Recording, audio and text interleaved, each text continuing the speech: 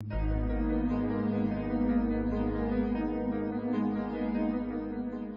British royal family recently suffered intense embarrassment when it was revealed that the father of the Duchess of Kent was an SS officer.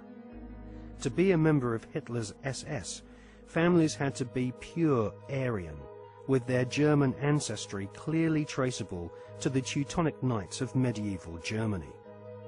Like most of the British royal family, the Duchess of Kent is descended from German blood.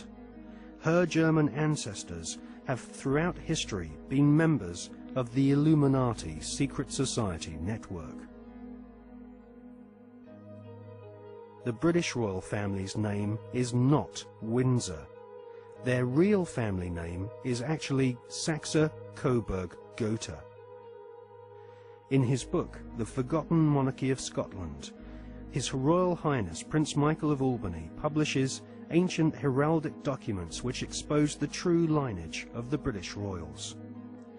Ancient heraldic documents suggest that the British royal family's lineage comes from ancient Hebrew or Jewish tribes of the Old Testament. During the reign of Queen Elizabeth I, she referred to England as Israel or Jerusalem. According to the Masonic reference works that you can get in any library, the Freemasonic orders of Europe said that there was a little ideologue, a little spiritual entity that gave the knowledge to what the Masons call our hidden masters. That's what Freemasonry refers to, those who lead world Freemasonry. They don't know who they are. No Freemason knows who the actual leaders of the world organization are. They call them our hidden masters. Well, according to the reference works, there is a little spiritual entity that guides the world Freemasonry, and they call him Yoda. And in the reference works, you'll see this little creature with the pointed ears, and he's called Yota. Yota goes back to Judah, or Judah, which goes back into British Israel World Freemasonry, going back to the time of the founding of England, and that's why they're today called British. The British, it's a very big difference between being English and British. Brit is Hebrew for contract or a covenant, and Ish means man in Hebrew.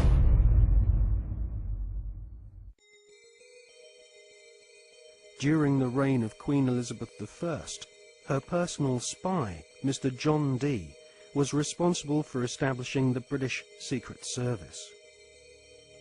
John Dee was a magician and member of an alchemical secret order. He is thought to be the author of the ancient Voynich manuscript, which is now owned by Yale University, and is kept under lock and key just a few yards away from the headquarters of the Skull and Bones Secret Society.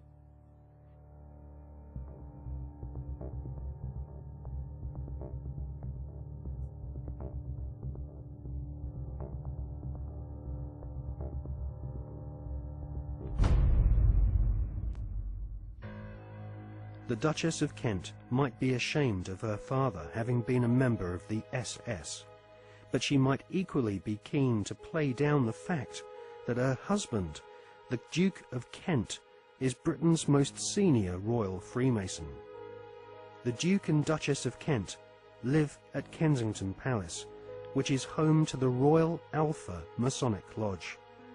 The Royal Alpha Lodge was established by the Duke of Sussex after he became Grand Master of United Grand Lodge in 1813. One of its most eminent members was the physician-in-ordinary to Queen Victoria, Sir William Gull, who Stephen Knight claims was responsible, along with several other eminent Freemasons, for the Jack the Ripper murders in Victorian London. Suitably, members of the Royal Alpha Lodge at Kensington Palace are called Princes of the Blood Royal.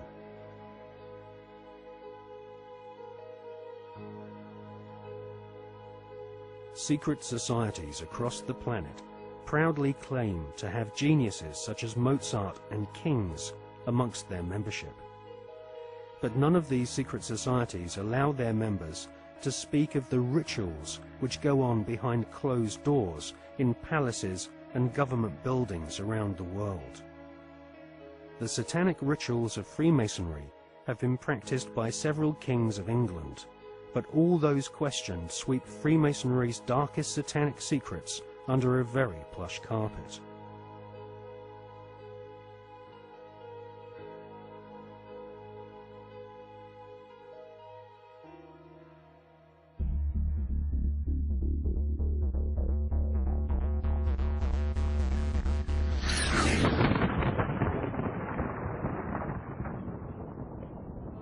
Hawati en tawi, tem jefa kau, ta pen mawf, mu f, ta f, sem f, menemenet f nebet, hayet nebet, enenet nebet, jedefuet f, awet f, haset, semawu em sanut.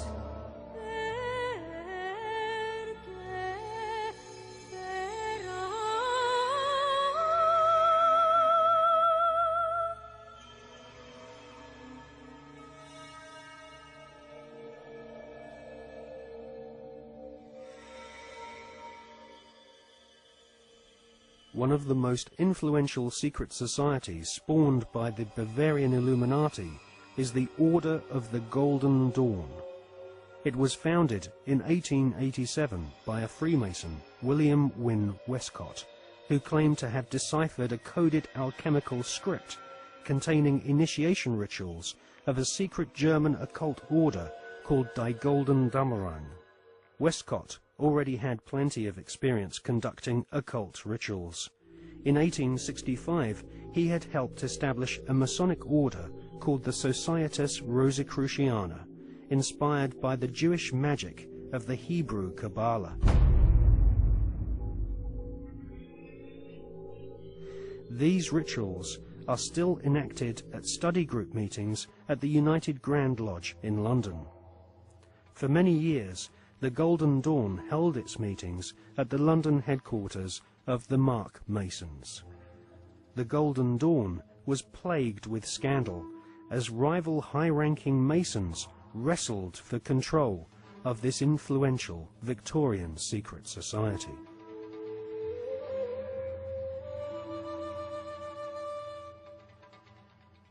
In 1891, Westcott lost control of the Golden Dawn to another high-ranking Freemason magician called MacGregor Mathers.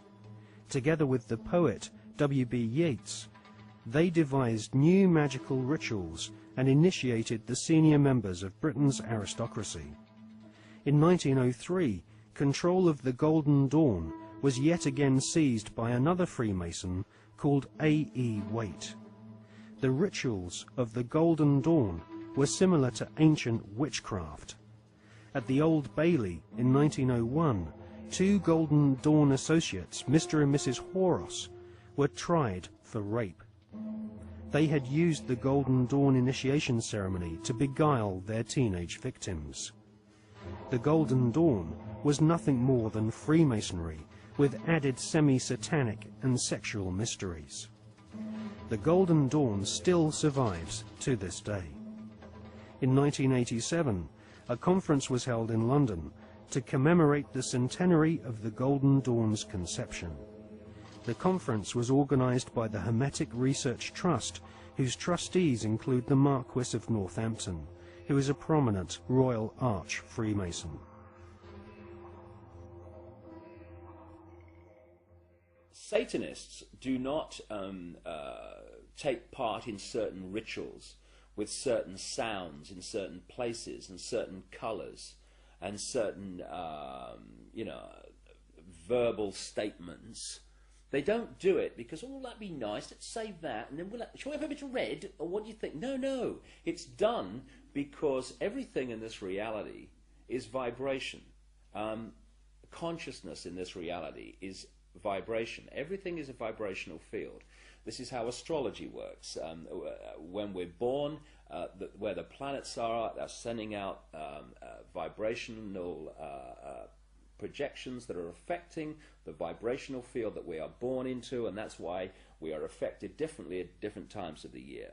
Therefore, they understand this, and they're manipulating these vibrational fields all the time to manipulate us. And so these rituals are just a pageant. It's like the Freemasonic rituals. You know, you talk to Freemasons, the vast majority of Freemasons not trying to manipulate anyone, not on a mass scale anyway. And they'll say, so what about these rituals, mate? Oh, I don't know.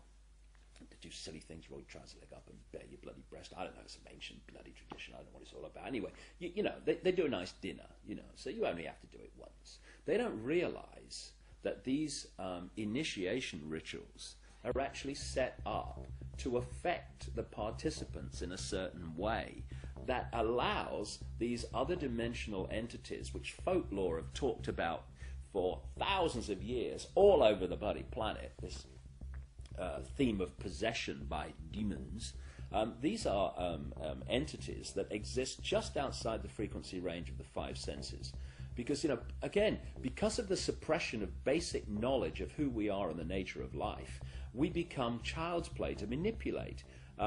For instance, people look through their eyes and they think they're seeing everything in the space they're looking at. No, they're seeing a fraction of it. They're seeing a tiny frequency range that the five senses can access. Just like if you tune to radio 1, you get radio 1. You don't get radio 2, you get radio 1. And this is why, you know, if there was a cat in this room now, it might be reacting to what is to us here empty space. But it's not empty space to the cat because it has a greater visual frequency range. Now, just outside the frequency range of the five senses are entities that are manipulating this five-sense reality through these particular bloodlines. And one of the key places where this possession takes place is during these satanic rituals and gatherings, when the vibrational environment is created by the ritual that allows this takeover of the mental and emotional processes of these people to take place. And this is why you'll meet so many people who've known famous politicians and staff when they started in politics or before they came into politics. And they'll say, you know, mate, that guy ain't the bloke that I knew. Well, mentally and emotionally, that's literally true in a lot of cases because of this possession that takes place. And people think it's kind of far-fetched and maddening, and that may happen in Babylon, but not now. Well, please. That very thought is the greatest defense mechanism this grotesque conspiracy has to protect it.